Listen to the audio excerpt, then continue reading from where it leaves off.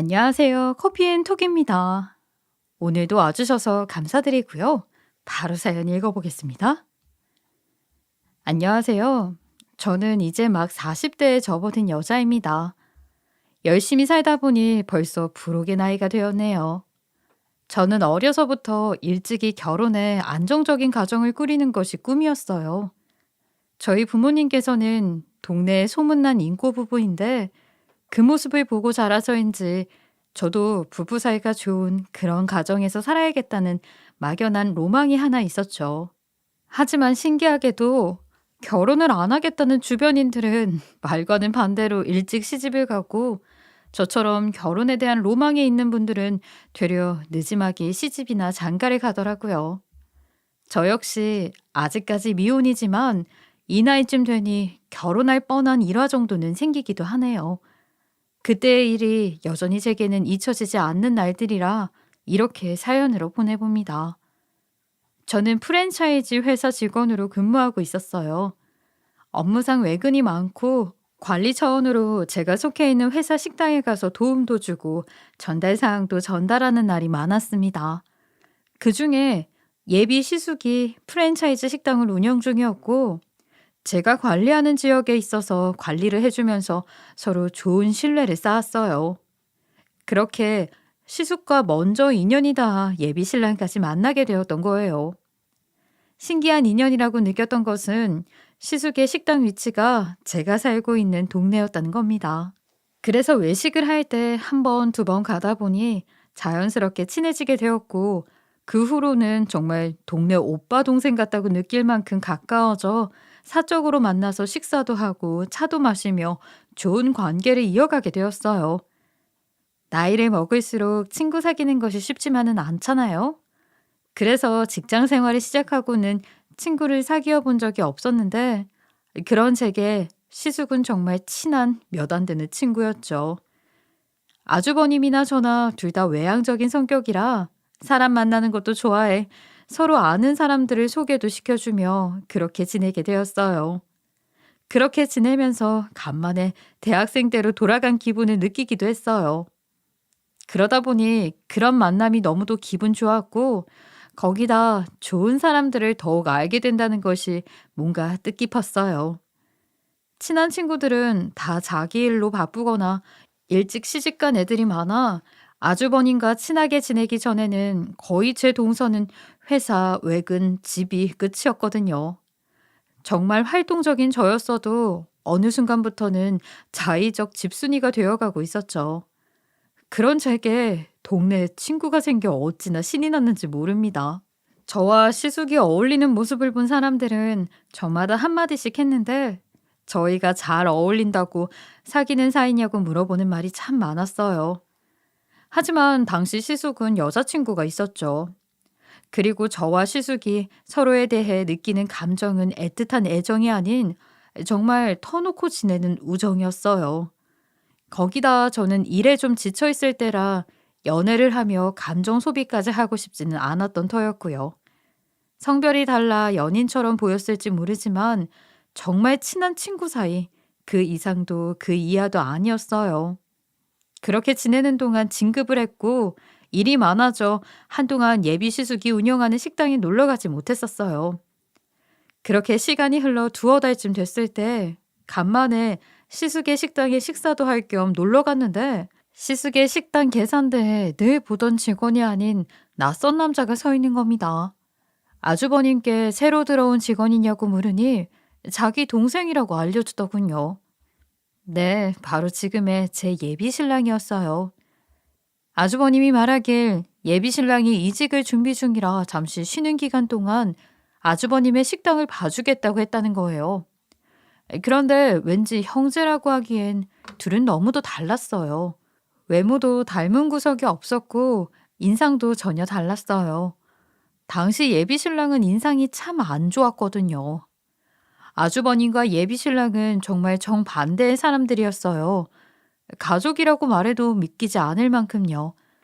아주버님은 아주 선한 인상을 가졌는데 예비 신랑은 누가 봐도 꺼릴 만큼 험상궂은 인상이었어요. 처음에는 친해지기도 조금 불편할 정도로 인상이 너무 무서웠죠. 그러니 제 이상형과는 정반대였고요. 그런데 역시 사람을 외모로만은 평가하면 안 되는 거더라고요. 예비 신랑은 제가 처음 느꼈던 첫인상과는 달리 성격은 전혀 모나지 않았어요. 시원시원한 성격에 솔직했고 대화가 참 잘 통했어요. 저도 예비 신랑도 대화를 나눈 뒤 서로 잘 맞는다는 걸 느낄 수 있었죠. 예비 신랑 직업은 제약회사 영업사원이었어요. 처음 그이의 직업을 알게 됐을 때 성격과 직업이 잘 맞는 것 같다고 느꼈고, 예비 신랑도 그 일이 참 좋다고 이야기하더라고요. 자기와 잘 맞는 직업을 찾는다는 게 쉽지만은 않은 일인데 다행히 잘 맞는다면서요. 그렇게 저희는 첫날 대화를 나눈 뒤 급격히 친해졌어요. 그런데 예비 신랑은 제게 이성의 감정을 느꼈는지 예비 신랑이 제게 먼저 추파를 던졌죠. 그렇게 연락을 자주 하다가 연인으로 관계가 발전하게 되었습니다. 성격도 좋고 대화도 잘 통해 연락을 할수록 좋은 사람이라고 느끼게 되었고, 저도 조금씩 끌리기 시작할 때 예비 신랑이 적극적으로 나서준 덕에 연애를 시작하게 되었어요. 그런데 아주버님이 우리가 연애를 시작하고 얼마 후 여자친구와 헤어졌다고 하더라고요. 그래서 셋이 시간이 맞을 땐 셋이서 가끔 어울려 놀기도 했어요. 아주버님은 제가 자신 동생의 애인이 되기 전이나 후나 여전히 너무 친절하게 잘 대해주셨죠. 동생의 애인이 된 후에도 그 전처럼 좋은 식재료가 들어왔을 땐 제게 연락해 식사하러 오라며 초대도 해주었고, 혹시라도 제가 관계 변화가 생겨 불편해할까봐 제게 신경을 많이 써줬어요. 저는 그런 아주버님께 참 감사했죠. 관계가 바뀌면 조심하느라 말도 더 가려서 하고 대하는 것도 조금 어려워질 수 있는데 그런 티를 내지 않으려고 신경 써주었어요. 거기다 친구같이 친한 관계일 때처럼 저를 챙겨주는 것도 여전했고요. 호칭이 바뀌어서 좀 어색한 점은 있었지만 아주버님의 특유의 너털 웃음으로 저를 편하게 해주기도 했어요. 그런데 가끔 셋이 모여서 시간을 보낼 때 아주버님이 예비 신랑의 눈치를 보는 게 느껴지기 시작했어요. 예비 신랑이 조금만 큰 소리를 내고 강압적으로 이야기를 하려고 들면 아주버님이 형임에도 알겠다고 예비 신랑의 비위를 맞추는 모습을 한두 번 본 게 아니었어요. 한 번은 주말 저녁에 아주버님 식당을 일찍 마감하고 셋이서 술 한잔 마신 적이 있었어요. 연애한 뒤에도 한참은 예비 신랑이 술을 입에도 안 대더라고요. 그래서 술을 안 좋아하나 보다 하고 권하지 않았어요. 그런데 그날은 이상하게 예비 신랑이 먼저 술을 하자고 말을 꺼냈어요. 저는 예비 신랑과 처음으로 마시는 거라 조금 기대가 됐어요. 그런데 이상하게 아주버님이 예비 신랑이 술을 마시려는 걸 자꾸 말리는 거예요. 서구야, 술은 좀 그렇지 않아? 재수 씨도 있으니까 자제하자. 형, 내가 여태 식당 나와서 술 마신다고 한 적 있어? 오늘은 기분이 좋아서 그래. 우리 연애한 지 벌써 6개월인데 여태 현희 씨랑 술 한 번 안 마셔봤다니까. 아예 내가 절제해서 마실게. 컨디션에 따라 원래 주량보다 더 빨리 취할 수도 있어. 연애하면 꼭 같이 술을 마셔야 해? 그런 것도 아니잖아. 술은 무슨 술이야. 내가 컨트롤하면서 마시면 돼, 형. 걱정은 그만하고 안주랑 술 좀 가져다 줘. 예비 신랑을 걱정하는 아주버님의 모습에 우애가 참 좋기는 한가 보다 생각했어요. 예비 신랑이 애써주는 게 느껴져 기분이 좋더라고요. 하지만 술을 못하면 굳이 권하고 싶지 않아 저 때문이라면 일부러 마실 필요는 없다고 이야기했죠. 그런 제게 예비 신랑은 기분이 좋아서 저와 같이 딱 한 잔만 하고 싶은 거라고 말해주더라고요. 아주버님은 근심이 많은 표정이기는 했지만 저와 예비 신랑은 기분 좋게 술을 마시기 시작했어요. 그런데 막 한 잔을 마시고 두 잔째 마시려고 잔을 들었을 때 아주버님이 예비 신랑을 막으며 저를 앞에 두고 그만 마시라며 실랑이를 벌이더라고요. 그런 아주버님의 행동에 예비 신랑은 답답함을 느꼈고 언성을 높였어요. 너무 빨리 마시는 거 아니야? 이럴까봐 내가 말렸던 건데. 더는 안 돼. 이제 그만 마셔. 내가 너 술 마시는 꼴은 눈 뜨고 못 보겠다고. 아, 20분 동안 한 잔 마셨어. 현희 씨 앞에 두고 왜 이리 오버야. 불안해하는 행동 좀 멈춰. 형 챙김받을 나이 한참 지났어. 보기 불편할 테니까 그만해. 왜 내 말을 안 들어? 서구야, 자제해야지. 좀. 내가 그만하라고 했지. 내가 알아서 조절하면서 마셔. 이건 걱정이 아니라 간섭이라고. 불안하면 주방에서 나오지 마. 아니면 내가 다른 가게로 갈까? 어? 형이 이러면 현희 씨가 얼마나 불편하겠어. 그런 생각은 안 해? 그래도 나는 네가 우선이잖아. 내가 형인데 어떻게 보고만 있어? 그만. 이제 형은 입은 뻥끗도 하지 마. 입 다물어. 여기서 더 분위기까지 망치려고 들면 나 더는 못 참아. 없는 꼴 보고 싶지 않으면 분위기 파악해라. 확실히 아주버님은 예비신랑에 대한 과한 걱정이 많게 느껴졌고 예비신랑도 그걸 부담스러워하는 듯 했어요. 제가 지켜보기에도 좋은 모양새는 아니었고요. 아주버님은 분위기 파악을 하라는 예비신랑의 마지막 말에 눈치를 보더니 주방으로 쏙 들어갔죠. 그런데 이렇게 예비신랑의 눈치를 보고 돌아서서 주방으로 들어갔는데 이상하게 자꾸 아주버님이 혼잣말을 하는 거예요. 어렴풋이 들린 이야기로는 남편이 술 먹는 꼴을 보는데 속이 뒤집힌다는 둥, 혹시라도 들키면 어떻게 하려고 저러는지 모르겠다는 등의 이야기였어요. 그런데 예비신랑도 아주버님의 혼잣말 하는 소리를 들었는지 뒤늦게 주방에 들어가 조용히 하라며 다그치고 나오더라고요. 이날은 험악한 분위기만을 남기고 자리가 파했어요. 그런데 이날의 일은 시작에 불과했어요. 예비신랑의 이런 모습이 시간이 지날수록 잦아졌거든요. 저는 왕왕 이런 날이 선 모습 때문에 제가 다 민망했던 적이 한두 번이 아니었죠. 처음에는 제가 말리면 좀 사그라지는 것 같았는데 어느 순간부터는 속수무책으로 막 나가기도 했어요. 물론 다른 사람들에게 그렇게 행동하는 모습은 연애하는 동안 본 적은 없었어요. 오롯이 아주버님에게만 그렇게 행동했죠. 그럴 때마다 저는 아주버님의 행동도 이해가 가지 않았어요.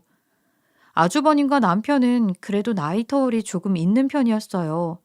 5살 차이가 났거든요. 형제가 나이 차이가 좀 있으면 동생이 형에게 함부로 못하던데 이 집안은 반대로 동생이 기가 살고 형이 동생을 다 맞추는 모습이었던 게 여느 형제들과는 좀 달랐죠. 하지만 가정마다 가치관도 다르고 우애의 크기도 다르니 제가 선뜻 나설 수 없는 부분이었어요. 하지만 뭐든 정도는 있는 거잖아요. 결국 저도 참지 못하는 사건이 터지게 되었어요. 그날은 주말이었고 집에서 쉬고 있는 제게 늦은 오후쯤 아주버님에게 연락이 왔습니다. 갑자기 아르바이트생 한 명이 펑크를 내는 바람에 일에 차질이 생겼는데 지금 도와줄 사람이 변변찮다고 미안하지만 혹시 하루만 일을 좀 도와줄 수 없겠냐고요. 저는 예비신랑도 아주버님을 돕고 있기도 하고 딱히 중요한 약속도 없어서 흔쾌히 도와주기로 하고 나가게 되었어요. 그런데 예비신랑은 제 방문을 달갑지 않게 여겼어요. 물론 저를 위한 마음에 기분이 좋지 않았던 거였죠. 저도 일을 하는 사람이니 며칠 만에 쉬는 날인데 자신의 형의 일을 도와준다는 게 너무 저에 대한 배려가 없었다고요. 이 이후로 가게에서 언쟁이 또 벌어지고 말았어요. 저는 예비신랑에게 아주버님이 부탁할 때 무례하게 말씀하지 않았고 내가 집에서 할 일이 없어 도와드리겠다고 한 거라고 이야기했어요.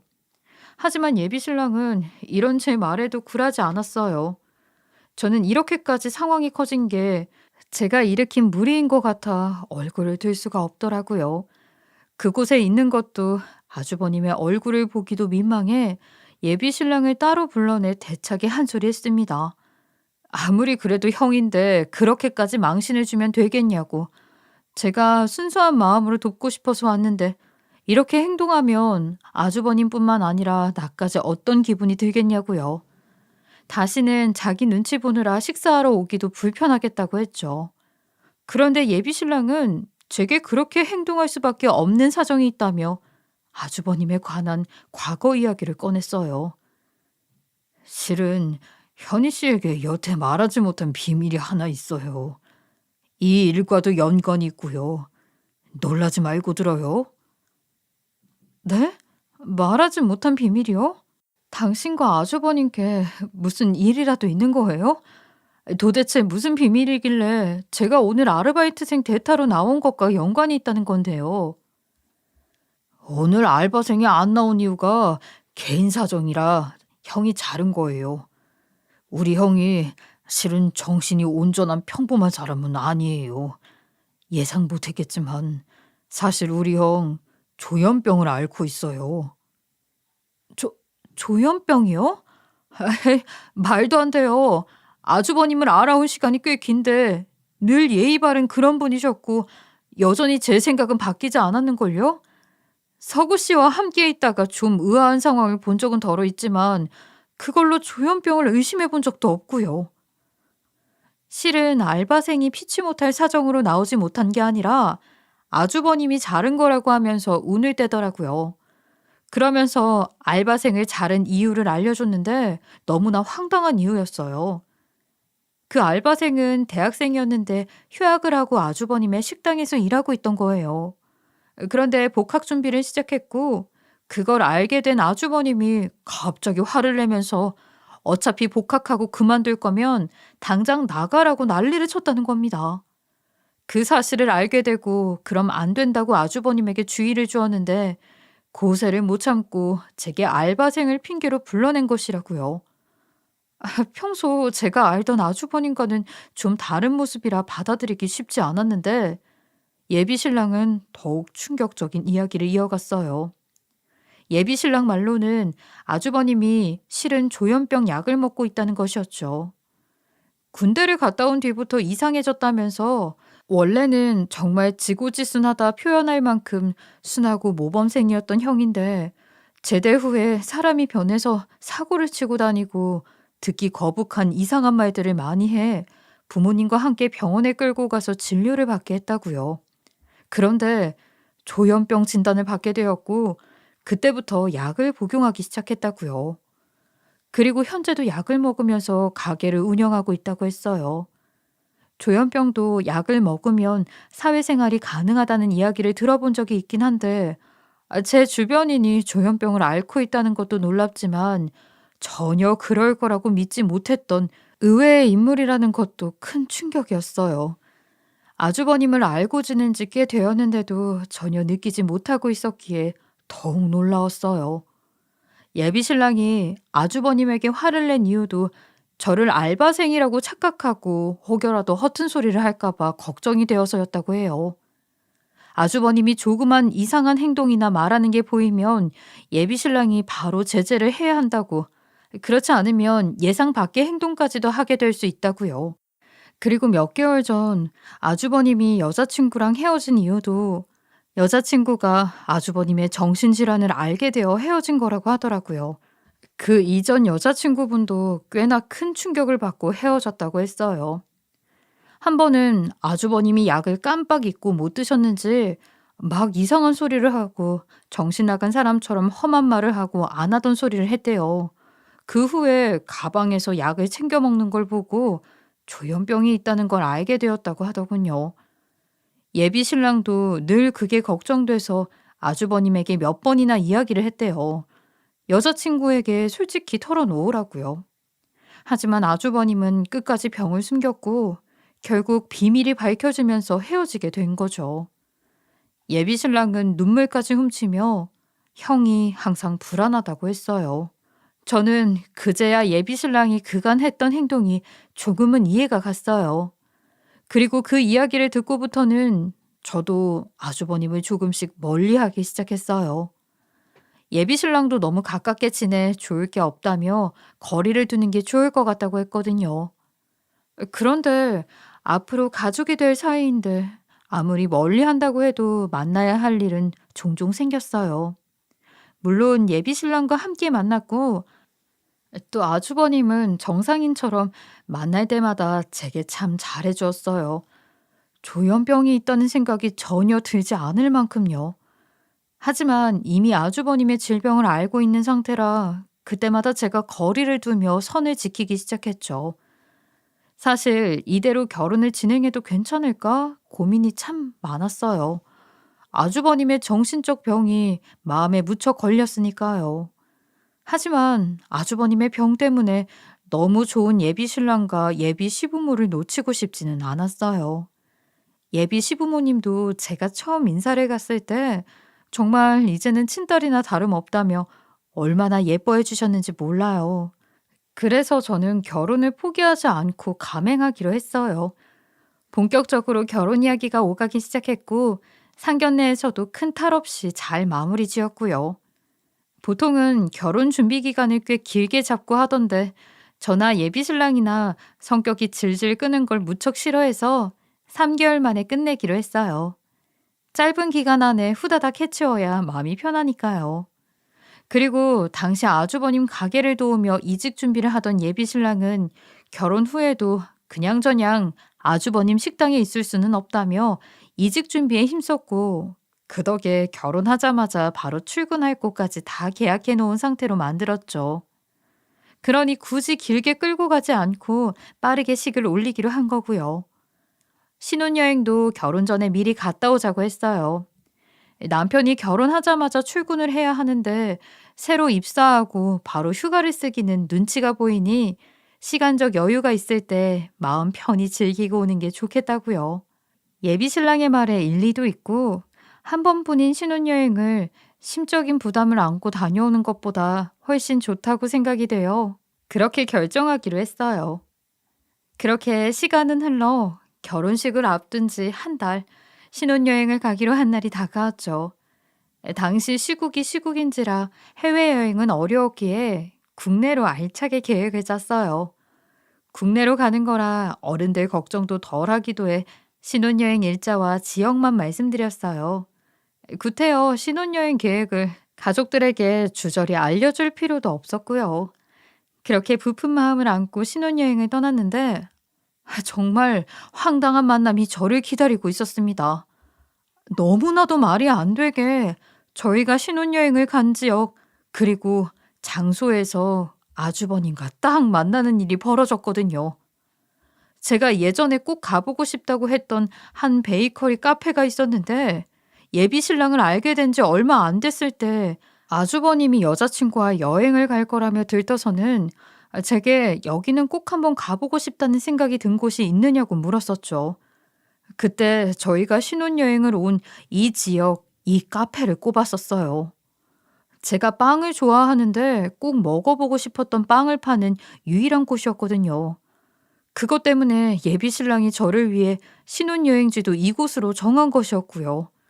그런데 정말 들뜬 마음으로 이곳에 와서 너무도 행복한 시간을 보내는 중에 아주버님과 딱 만나게 된 것이었어요. 이 지역에서 가장 유명하고 큰 카페였던 터라 사람도 붐비고 넓어 그곳에서 아주버님을 만날 거라는 생각은 꿈에도 하지 못했거든요. 더욱이 제가 자리에 혼자 남기를 기다리기라도 했는지 예비 신랑이 잠깐 통화를 하러 나간 사이에 저에게 접근한 것이었어요. 저는 너무 당황스러웠고 또 한편으로는 무섭기까지 했어요. 저희가 정한 신혼여행지는 시부모님조차 모르는데 아주버님이 이곳에 나타난 것은 말도 안 되고 또 우연이라고 하기에도 이해가 되지 않는 부분이 너무도 많았거든요. 아주버님은 제가 앉아있는 자리로 다가왔고 저는 그 모습을 보고 놀라 무작정 자리에서 일어나 계단으로 향했어요. 그런데 언제 쫓아왔는지 제 손목을 덥석 붙잡더라고요. 그 순간 소름이 끼쳐 저는 아주버님을 보고 말까지 더듬었어요. 아주버님이 여긴 어떻게 오셨어요? 이것 좀 놓아주세요. 놓고 말씀하시라고요. 도대체 왜 이러시는 거예요? 재수 씨, 놀랐다면 미안해요. 그런데 서구 녀석 없을 때 제가 긴히 할 말이 있어요. 그러니까 둘이서만 잠시 보시죠. 제가 시간과 장소는 쪽지로 적어뒀으니까 여기로 와주세요. 제발요. 도 도대체 하실 말씀이 뭐길래 따로 봐야 한다는 건데요. 그것도 신혼여행 중에요. 지금은 시간이 없어 이야기를 나눌 수 없어요. 그러니 꼭 서구 없이 혼자 오셔야 해요. 정말 중요한 말이라고요. 이번이 아니면 영영 할 수 없는 말이에요. 현희 씨가 제게 거리를 두는 것쯤은 알아요. 하지만 예정을 봐서라도 제발 이번 한 번만 저 좀 믿어주세요. 꼭 나오셔야 해요. 아주버님은 제게 쪽지 한 장을 건네고는 예비 신랑이 돌아오기 전에 홀연히 사라져 버렸어요. 저는 철렁 내려앉을 뻔한 심정을 부여잡고는 다시 원래 앉아있던 자리로 돌아왔어요. 당시 제가 핸드폰이 망가져 새로 바꾸면서 연락처를 변경했는데 예비 신랑이 이상하게 아주버님에겐 제 연락처를 알려주지 말라고 하더라고요. 저도 조금 꺼림칙했지만 어차피 가족이라 연락처를 알고 있어야 할 텐데 그렇게까지 숨겨야 하냐고 물었더니 예비 신랑이 어떤 상황이 어떻게 벌어질지 모르고 자신의 형이 제게 연락할 일이 뭐 얼마나 있겠냐며 구태여 알려줘서 괜히 걱정하는 것보다 나은 것 같다고 하더라고요. 그래서 예비 신랑의 말대로 아주버님에게는 제 연락처를 알려주지 않아 모르고 있었어요. 그러니 도통 연락이 제게 닿지 않아 이렇게까지 찾아오게 된 것 같았죠. 저는 아주버님이 손에 쥐어준 쪽지를 예비 신랑이 오기 전에 얼른 펼쳐보았어요. 그런데 그 쪽지에는 어떤 집의 주소와 날짜, 그리고 시간이 적혀 있었어요. 그리고 그 밑에는 예비 신랑의 실체는 따로 있다고, 그 실체를 보여주겠다는 이해가 가지 않는 말이 적혀 있었습니다. 다행인 것은 그날 이후 신혼여행 기간 동안 단 한 번도 아주버님을 다시 마주치는 일은 없었다는 거예요. 하지만 이해가 되지 않는 것 투성이었고 예비 신랑은 아주버님을 경계하는 듯하고 아주버님 역시 예전에 술 마신다고 걱정하던 모습과는 정반대로 예비 신랑을 다르게 바라보는 것 같다는 생각이 자꾸 들었어요. 그 탓에 여행 동안 마음 편히 즐길 여유도 없이 고민만 가득 안고 돌아왔죠. 그리고 어느 순간 제가 이런 말도 안 되는 고민을 하고 있다는 것이 화가 났어요. 도저히 이 형제들의 농락과 농간에 가만히 있을 수는 없겠더라고요. 그래서 불안한 마음을 애써 누르며 쪽지에 적혔던 날짜와 시간에 맞춰 그 집 주소로 향했습니다. 제가 당연히 올 것을 알기라도 했는지 살짝 현관문이 열려 있더라고요. 저는 빼꼼히 열린 문틈 사이로 안을 들여다보았어요. 그런데 그 집 안에서 예비 신랑이 잠을 자고 있는 겁니다. 그리고 더 놀라운 건 그 집은 안부터 밖까지 다 마신 소주병이 100병은 좋게 넘을 만큼의 양이 아무렇게나 널브러져 있었고 심지어 집안은 쓰레기들로 가득 차 발 디딜 틈조차 없었어요. 악취는 말할 것도 없고요. 저는 이런 더러운 곳에서 예비 신랑이 자고 있다는 게 믿겨지지가 않았어요. 분명 예비 신랑이 말하길 예비 신랑은 부모님과 함께 지내고 있다고 했었거든요. 아지트라고 하기엔 너무도 생활 흔적이 많아 혼란스러웠어요. 그런데 마침 아주버님이 집 안으로 들어왔고 저는 아주버님에게 이게 다 무슨 일이고 여긴 도대체 어디냐고 따져 물으니 아주버님이 예비 신랑의 진짜 모습을 알려주겠다고 하고는 작은 방으로 향하는 거예요. 그러더니 저에게 들어오라는 손짓까지 하더라고요. 저는 뭔가에 이끌리듯 들어갔는데 그 방에는 똑같이 생긴 약들이 산더미처럼 쌓여 있었어요. 그걸 보고 너무 놀라 도대체 이 약들은 다 뭐냐고 물었는데 아주버님은 예비 신랑이 먹는 약이라며 충격적인 이야기들을 들려주었어요. 저는 그 말들을 듣고 기절 초풍을 할 뻔했습니다. 도대체 이 많은 약은 다 뭐예요? 그리고 제게 이런 모습을 보여주는 이유는 또 뭐고요?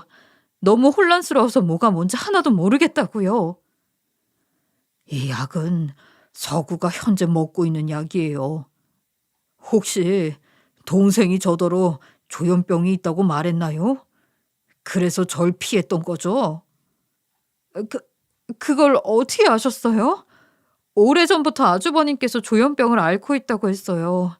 강압적이게 큰 소리를 치는 이유도 아주버님께서 돌발 행동이나 이상한 말을 할까봐 미연에 방지 차원에서 어쩔 수 없었다고요. 그리고 아주버님 이전 여자친구도 아주버님이 조현병인 걸 알게 돼서 헤어졌다고 하던데. 아니, 근데 그건 갑자기 왜... 그럴 줄 알았어요. 현희 씨, 지금부터 제 동생의 진짜 모습을 알려줄 건데 너무 놀라지 말고 들어요. 사실 조현병이 있는 건 제가 아니라 제 동생이에요. 제가 술을 못 먹게 막았던 거 기억나요? 그게 서구가 술에 취하면 병증이 더 심하게 나타나고 난폭해져서 여태 막은 거예요. 제가 동생의 눈치를 본다고 느꼈죠. 그것도 서구의 심기를 건드리면 증상이 확 터져서 어쩔 수 없었고요. 그리고 제가 여자친구랑 헤어진 이유도 실은 서구 때문이에요. 서구가 한 번은 약을 못 챙겨 먹었는지 제 예전 여자친구에게 무서운 행동을 가했더라고요. 물론 예전 여자친구도 서구의 병은 알고 있었는데 그런 모습을 보고 어떻게 제 곁에 있겠어요. 말도 안 돼요. 지금 그 말을 저더러 믿으라는 건가요? 대체 둘 중 누가 거짓말을 하는 거죠? 아니면 설마 둘 다 조현병 아니에요? 그리고 그동안 쉬쉬하며 방관했다가 이제 와서 이렇게까지 폭나는 이유는 뭔데요? 여태 저를 농락하고 이제 와서 이렇게 밝히려는 이유가 뭐냐고요?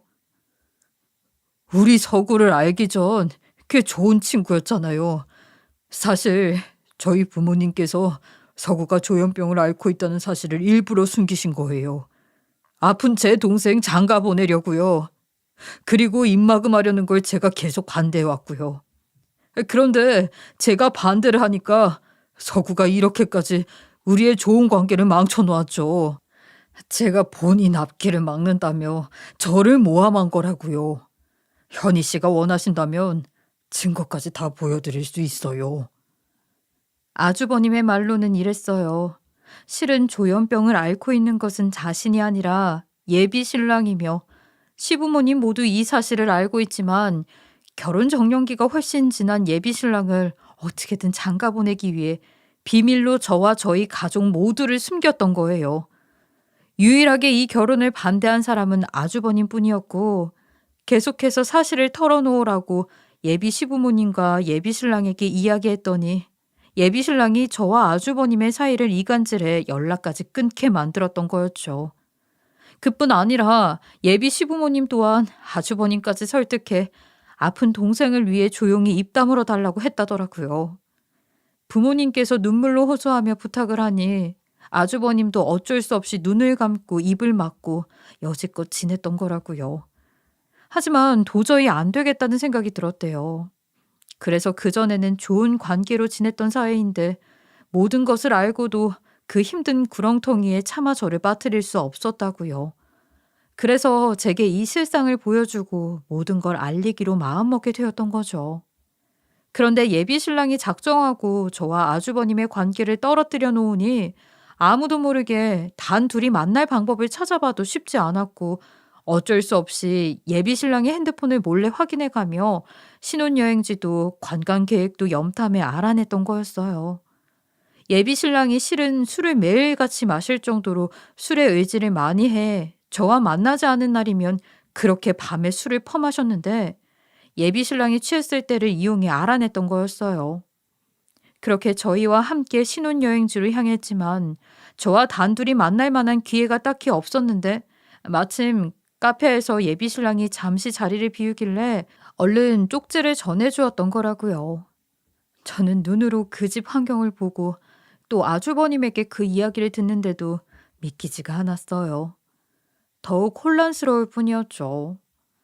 누가 조현병인 건지 감을 잡을 수도 없었고 누구의 말을 믿어야 할지도 모르겠더라고요. 너무 고통스러워 무작정 그 집에서 뛰쳐나가고 싶었어요. 그런데 결정적인 증거를 아주버님이 바로 보여주었어요. 그건 약봉투에 껴있던 종이 한 장이었죠. 그 종이는 바로 진단서였습니다. 그 진단서에는 떡하니 예비 신랑의 신상과 병명까지 세세히 적혀 있더라고요. 저는 직접 눈으로 확인한 후에야 정신이 차려졌고 그 서류를 들고 무작정 예비 시댁으로 향했어요. 예비 시부모는 아무것도 모른 채 저의 갑작스러운 방문에도 반갑게 맞아주시더군요. 저는 그런 시부모가 그저 가식스럽게 느껴져 온몸에 소름이 끼쳤어요. 들어가자마자 시부모 앞에서 진단서를 내밀며 예비 신랑이 조현병이 있다는 사실을 다 알고 왔다고 말했죠. 시부모님은 세상 좋은 사람인 것처럼 웃어 보이다 서류를 주워들고 확인하고는 얼굴이 하얗게 질렸어요. 그러고는 말까지 더듬으며 제게 사과를 하더라고요. 그리고 제가 이 결혼 당장 없겠다고 소리를 쳤는데 그때 딱 아주버님과 예비 신랑이 와서 제가 파혼 선언한 것을 모두 듣게 되었어요. 예비 신랑은 뛰쳐들어와서 제게 왜 갑자기 파혼이냐며 자신에게 향한 감정이 변한 거냐며 절대 헤어질 수 없다고 제 어깨를 감싸주고는 미친 듯이 흔들어대며 격분하는 거예요. 간신히 아주버님이 말려서 그의 소나기에서 벗어나긴 했지만 이미 고성을 지르고 난리도 아니었습니다. 서구 씨와 결혼하지 않겠습니다. 여태 절 속이고 기만한 것이 첫 번째 이유고요. 온 가족이 작당하고 저를 꾀한 것이 두 번째 이유예요. 조현병이 얼마나 무서운 정신질환인지 뻔히 알면서도 뻔뻔하게 자기 자식의 일속만 챙긴 당신들 내가 가만 안 둬. 당장 파혼할 테니 그런 줄 알아요. 이게 다 무슨 말이야? 파혼이라니. 누구 맘대로 파혼이야? 내가 허락하지 않았어? 내가 동의하지 않았다고. 나와 결혼해야 형에게서 해방될 수 있어. 형에게서 벗어나려면 너한텐 내가 필요해. 당신의 형이 아니라 당신에게서 벗어나야 하고 해방돼야겠지. 어떻게 감히 감쪽같이 나를 속여? 어떻게 나를 기만하고도 결혼할 생각을 해? 우리가 이미 결혼했다면 이건 고속감이라고. 이 파렴치한 소굴에 들어올 뻔했다는 게 치가 떨려. 다시는 우연이라도 마주칠 일 없이 하자고. 네가 내 소나기에서 벗어날 수 있다고 생각해? 난 너 절대 안 놔줘. 너 나쁜 날 사랑한 사람이니까 분명히 날 감당할 수 있을 거라고. 내가 치료도 잘 받고 약도 꼬박꼬박 챙겨 먹으면서 관리하면 되잖아. 이게 뭐 큰 문제라고. 곧 있을 결혼까지 없는다는 거야. 뭐야? 당신이 백날 노력해도 난 당신이랑 결혼 안 해. 단체로 사람을 속인 이 집안과 가족이 될 생각 추호도 없다고. 만약에 우리의 파혼이 나나 우리 가족에게 피해를 입힌다면 가만 안 둘 줄 알아? 당신은 당신대로 나는 나대로 각자 갈 길을 가자고. 다신 꼴도 보기 싫으니까. 저는 결혼을 뒤엎고 그 거지 같은 집안에서 나왔어요. 제 뒤로 예비 신랑의 고함이 들렸지만 들은 척도 하지 않았어요. 저는 그 길로 친정으로 돌아가 이 모든 사실을 털어놓았고 청첩장을 보냈던 하객들에게도 모두 파혼 소식을 전했습니다. 친정 부모님은 예비 신랑이 조현병을 앓고 있었다는 사실을 알고 크게 놀라셨어요. 그리고 결혼식을 올리기 전에 그 사실을 알게 돼서 천만다행이라며 한편으로는 안도하기도 했고요. 저도 처음에는 배신감에 진정이 되지 않았지만 나중에 부모님 말처럼 차라리 다행이다 싶더라고요. 이미 결혼식도 올리고 혼인신고까지 한 후에 시간이 꽤 흐르고 나서 예비 신랑의 실체를 알았다면 더 큰 상실감과 마주해야 했을지도 모르니까요. 저는 이렇게 결혼을 업고 모든 관계도 끝이 났을 거라 여겼지만 예비 신랑네 집은 아니었나 봐요. 제가 파혼 선언을 하고 며칠 뒤 예비 시어머니가 저희 친정 부모님을 찾아뵈었더라고요. 예비 신랑의 치료에 온 가족이 나서서 힘쓸 테니 결혼만은 차질 없이 진행해달라며 예비 신랑의 병을 알기 전 사랑하던 사이였지 않냐고요. 하지만 저희 부모님께서는 고작 한다는 말이 사과의 말도 아니고 네 아들 장가 보내기 위해서 정신병이 있지만 결혼시키자는 말이나 하려고 왔느냐며 다시는 찾아오지 말라며 집에 있는 소금을 바가지채 예비 시어머니에게 들이붓고 내쫓아 버렸어요. 그렇게 제 결혼은 흐지부지 막을 내렸고 나중에 일 때문에 전 이전 아주버님의 식당을 찾아가게 되었는데요. 다행히 예비 신랑이었던 그 사람은 없었고 그 사람 형만 있더라고요. 그날이 그 사람 형을 만난 마지막 날이에요. 그때 전해 들은 소식으로는 예비 신랑이었던 그 사람은 파혼 뒤에 조현병 증세가 더 심각해져 한동안 술에 찌들어 살았다고 해요. 술이 취한 채로 저를 몇 번이나 찾아가려고 했던 적도 있다더라고요. 다행히 그 사람 형이 그 사람 옆에서 식당 문까지 닫아가며 곁에 꼭 붙어 챙겼다고요. 그 덕에 혹시라도 겪게 됐을지 모를 돌발 상황에서 벗어날 수 있었던 거였어요. 그 사람 형은 여전히 제게 미안함을 느끼고 있더라고요. 그런 형의 모습을 보니 만감이 교차해 전처럼 편하게 대할 수는 없었어요. 그 사람은 결혼이 깨진 뒤 한참 후에야 자기의 증세에 대해 생각하게 되었고 자신을 스스로가 제어할 수 없다며 자진해서 정신병원에 입원하는 것을 선택했다고 하더군요. 제가 그 사람 형의 식당을 공적으로 찾아갔던 그 시기 역시 그 사람은 입원 치료를 받는 중이라고 했고요. 지금은 제가 관리하는 지역도 바뀌고 이사도 하게 되어 그 뒤로는 그 사람 형과도 만날 일은 없어졌어요. 그래도 유일하게 끝까지 저를 생각해 준 사람이기에 여전히 미안하고 또 고맙기도 하네요. 마흔 전에는 결혼하겠다 싶어 안도했던 제 지난 날이 지금은 하나의 에피소드로 간직하게 되었어요. 이런 어마어마한 일을 겪고 나니 결혼에 대한 적개심만 남아 한동안은 마음고생 좀 했는데 이렇게 사연을 보내며 이제는 그날의 일을 훌훌 털고자 합니다. 부디 제게도 좋은 배필의 연이 생기길 소원해 보려고요. 제 사연 들어주신 분들께도 좋은 인연 가득하시길 바랍니다. 감사합니다. 지금까지 커피앤톡이었습니다. 오늘도 끝까지 함께 해주셔서 감사하고요. 다음 영상으로 또 찾아뵙겠습니다.